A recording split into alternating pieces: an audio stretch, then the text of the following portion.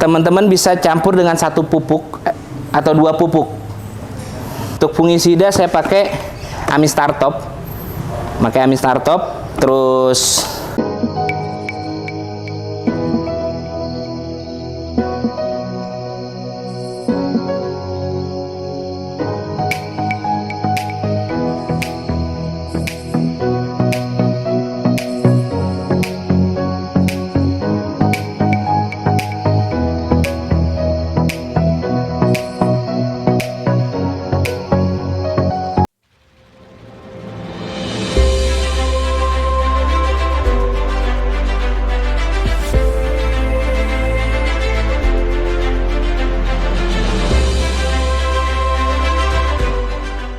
ya, assalamualaikum warahmatullahi wabarakatuh. Salam White Garden, petani modern, petani anggur.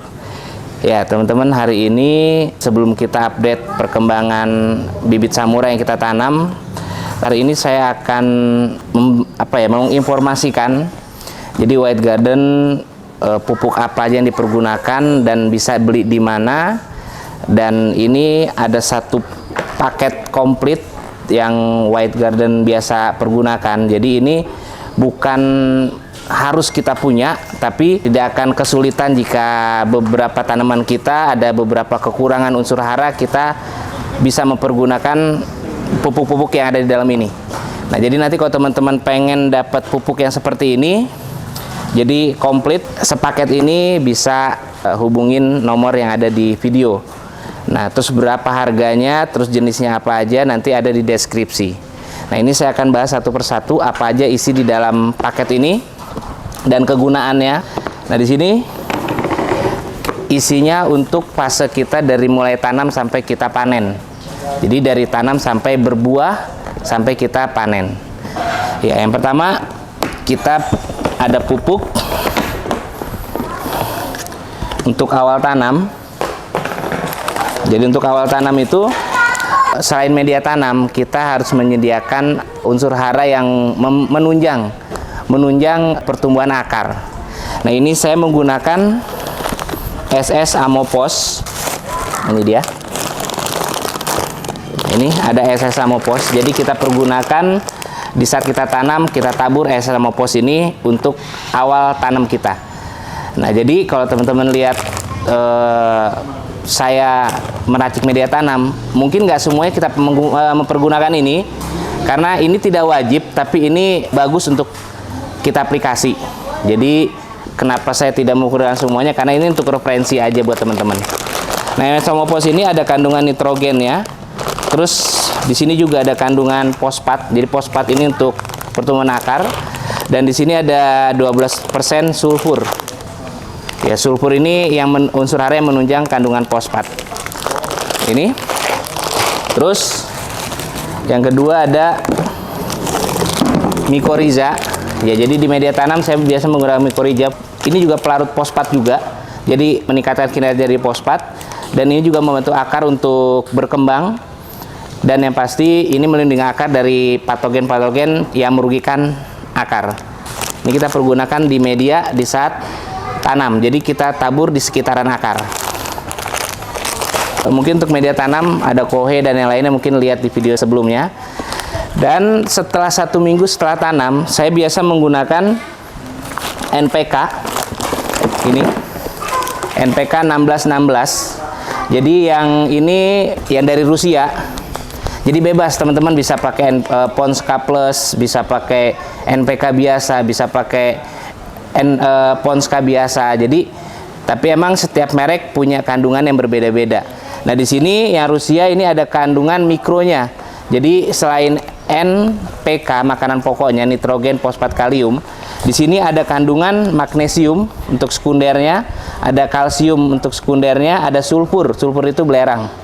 Itu juga ada, dan di sini juga ada nitrat. Nitrat ini nitrogen yang siap diserap oleh tanaman. Dan ada boron, zinc ini adalah seng, koper ini adalah tembaga, ada mangan. Jadi ada mikronya. Dan mikro ini fungsinya untuk apa? Untuk menunjang unsur hara makronya. Jadi setiap unsur haranya ada keterkaitan, jadi saling menguatkan. tapi ada juga yang saling melemahkan. Jadi teman-teman juga nggak main sembarang kasih pupuk aja, jadi harus tahu kandungan yang ada di dalamnya dan fungsinya. Ya, ini ada NPK, jadi ini biasanya saya pakai 1 minggu setelah tanam. Ini biasa saya tabur atau saya kocor. Kalau saya tabur, saya pakai 1 sendok makan. Saya tabur aja. Ini 1 minggu setelah tanam. Nah, di sini yang kedua ada magnesium sulfat. Nah, magnesium sulfat ini adalah unsur hara makrosekunder. Kebutuhannya tidak sebanyak dari NPK, tapi tidak sedikit.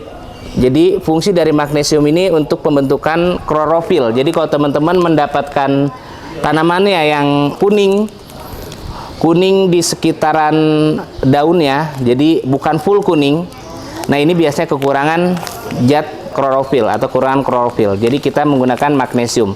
Nah, jadi teman-teman pakai magnesium ini, jadi ini magnesium sulfat. Jadi ada sulfatnya, berarti ada sulfurnya.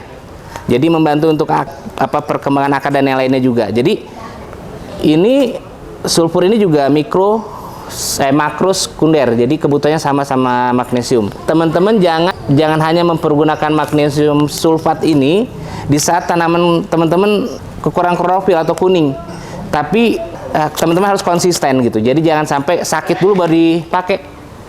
Jadi kita harus pakai rutin. Kalau saya biasa pakai 2 minggu sekali. Pakai 1 bulan sekali. Bisa juga 2 minggu sekali, bisa juga seminggu sekali. Jadi tergantung dosis yang teman-teman mau aplikasikan. Jadi saya ada beberapa yang 1 minggu sekali, tapi dosisnya harus lebih sedikit. Ada yang 2 minggu sekali. Saya bergantian dengan kalsium. Ya, nanti ini kita akan bahas juga lebih panjang lebar lagi.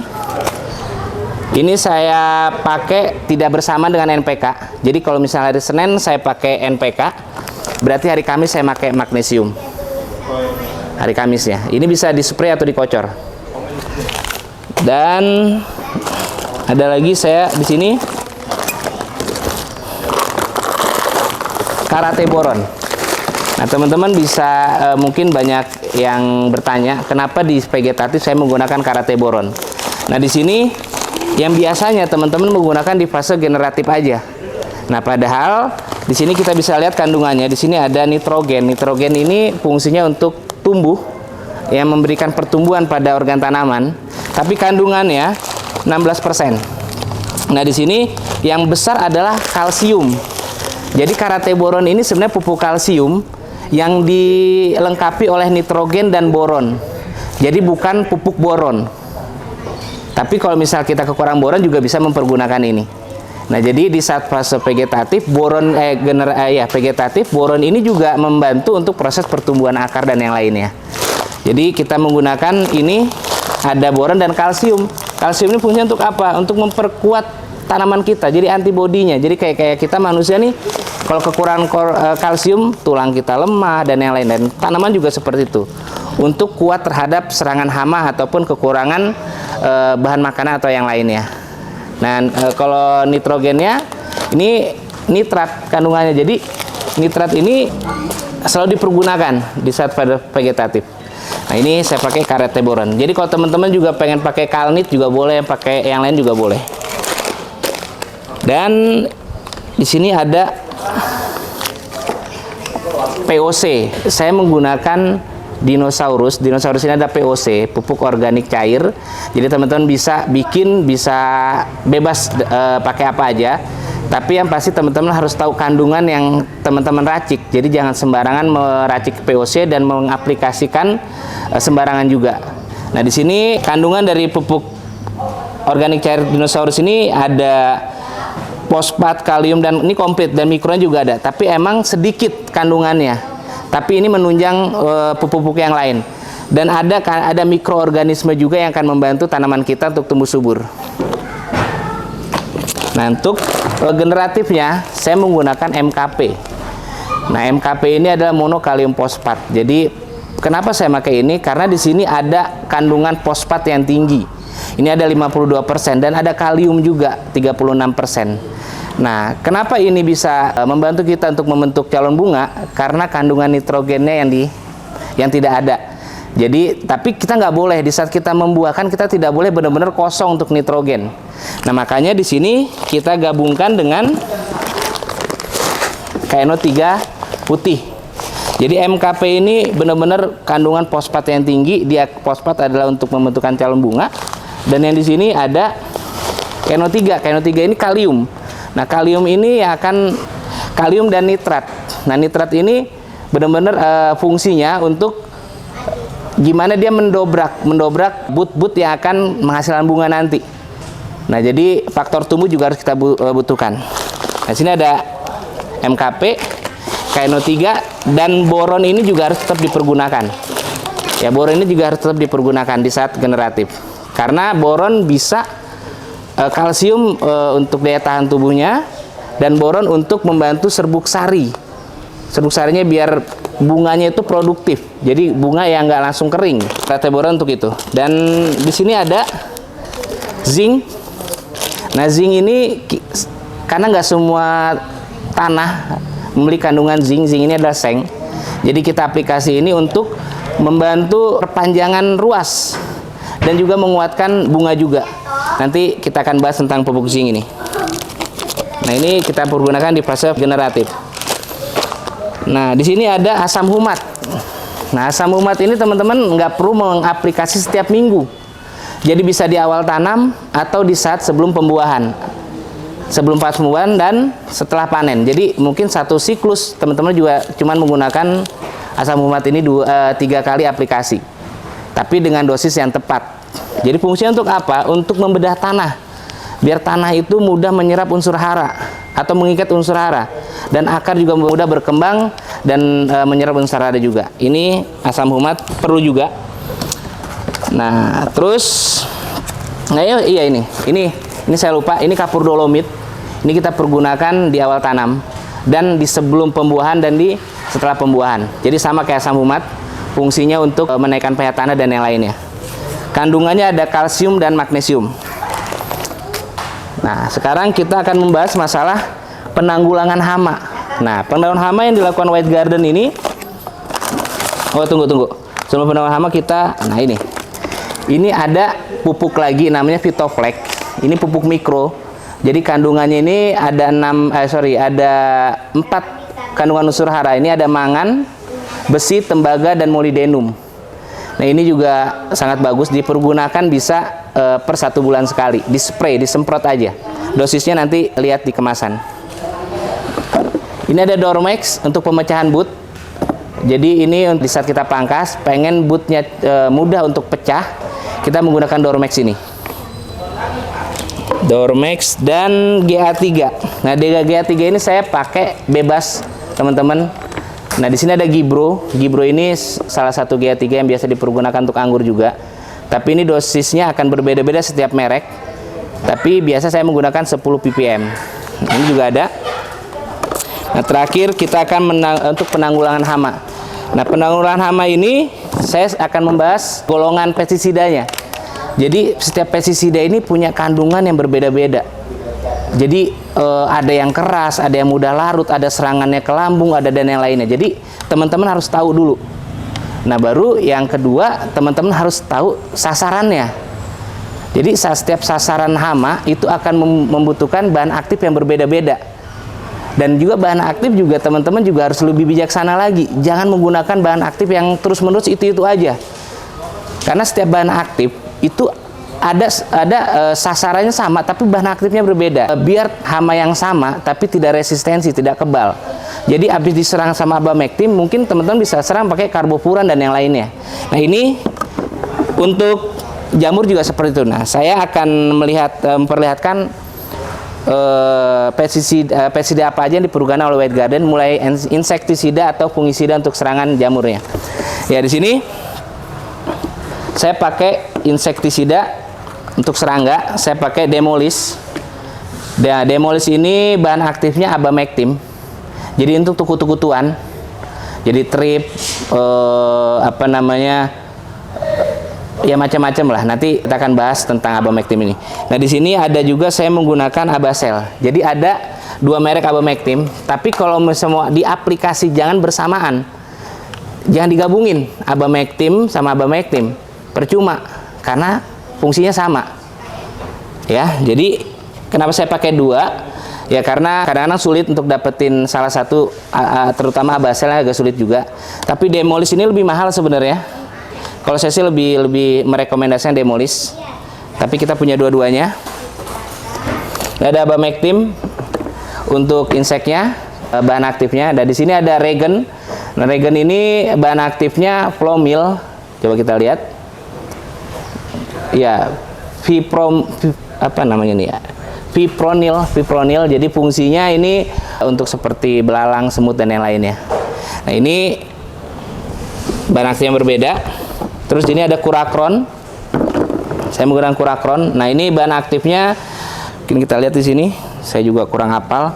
Profenovos. Jadi nanti teman-teman bisa lihat di Google juga fungsinya apa.